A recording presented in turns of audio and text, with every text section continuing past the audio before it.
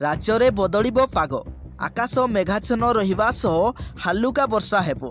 विशेषकर उत्तर आभ्यंतरीण ओडिशा सह उपकूल ओडिशा रे एभड़ी पाग रहिबो बोली पूर्वानुमान करिछि आंचलिक पाणीपाग केन्द्र।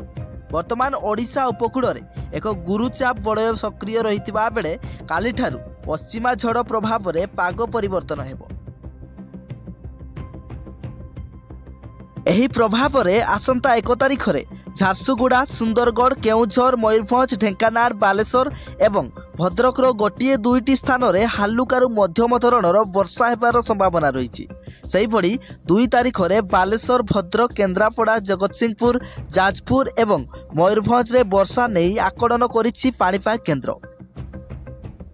बाकी ओडिशार अधिकांश जिले में पाग सुखिला रहिबा सह संलग्न जिलागुड़िक कोहला पाग रहिबो। सेपटे वायुमंडल में जलीय बाष्पर परिमाण अधिक थिबारु आसंता 2 दिन पर्यंत राज्य में घन कुहुड़ीर अस्तरण देखा मिलिबो। आसंता काली घन कुहुड़ी पाई 15टी जिला को येलो अलर्ट करा जाइथिबा बेले 1 तारिख में पुरी, खोर्धा, नयागढ़, जगतसिंहपुर, केन्द्रापड़ा, भद्रक, गंजाम, कंधमाल, सोनपुर, बलांगीर, ढेंकानाल, अनुगुड़, जाजपुर, बालेश्वर, कटक, बौद्ध एवं कलाहांडी गुड़िक सतर्कता जारी करा जाइछि।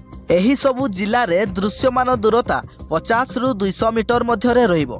घन कुहुड़ी समय रे दृश्यमान क्षमता कम थिबारु जानवाहन चलाचल रे सतर्कता अवलंबन करने परामर्श दिया जाइछि।